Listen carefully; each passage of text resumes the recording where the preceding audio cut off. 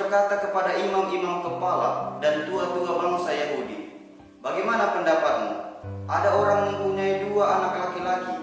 Ia pergi kepada anak yang sulung dan berkata, 'Anakku, pergi dan bekerjalah dalam kebun anggur hari ini.' Jawab anak itu, 'Baik, Bapak,' tetapi ia tidak pergi. Lalu orang itu pergi kepada anak yang kedua dan berkata demikian juga.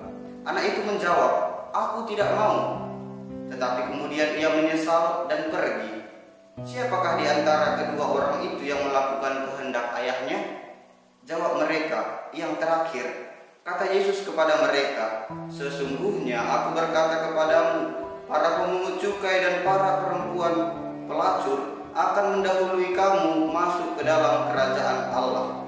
Sebab Yohanes datang untuk menunjukkan jalan kebenaran kepadamu, dan kamu tidak percaya kepadanya. Tetapi para pemungut cukai dan para perempuan pelacur percaya kepadanya.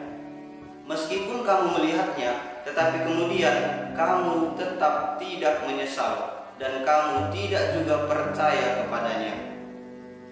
Demikianlah sabda Tuhan. Terpujilah Kristus.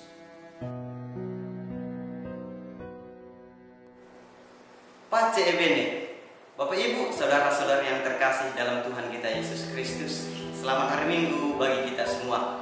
Pada hari ini kita memasuki minggu biasa ke-26 dalam tahun A yang pertama.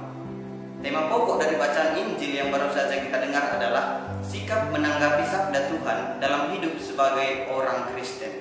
Secara umum, terdapat 4 kategori sikap umat Allah dalam menanggapi sabda dan perintahnya.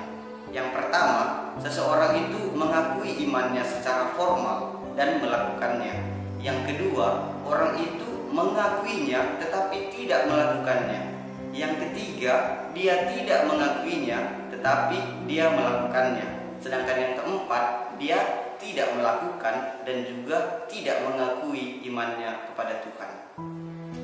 Dalam bacaan Injil yang baru saja kita dengar, Tuhan Yesus Kristus mengisahkan 2 tanggapan anak atas perintah Bapaknya. Anak yang pertama itu mengatakan ya atas perintah Bapaknya, tetapi dia tidak melakukan perintah Bapaknya. Sedangkan anak yang kedua mengatakan tidak, namun pada akhirnya dia menyesal dan pergi juga melakukan kehendak Bapaknya.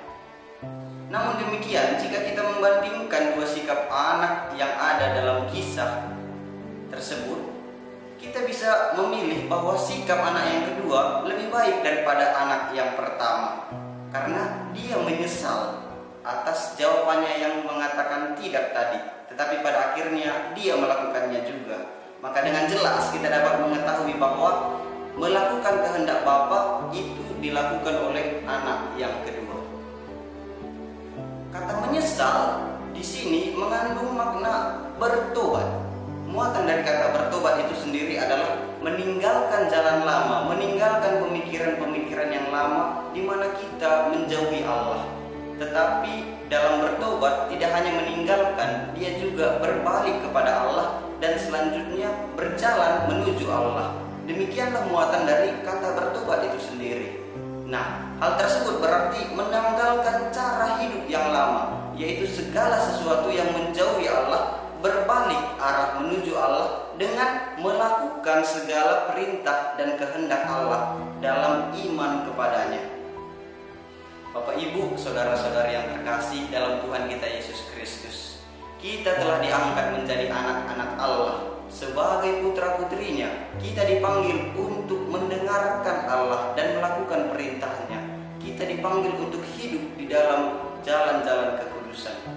Sekarang kita bisa bertanya, apakah kita seperti anak yang pertama dalam bacaan Injil tadi? Ataukah seperti anak yang kedua? Apakah kita mengatakan ya dalam kata dan tindakan?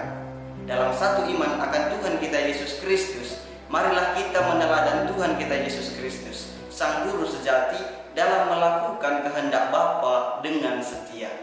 Marilah kita menyatakan ya akan iman kepada Allah serta melakukan kehendaknya dalam hidup kita sehari-hari, dalam setiap pekerjaan dan dalam pelayanan-pelayanan kita kepada sesama dan kepada Allah.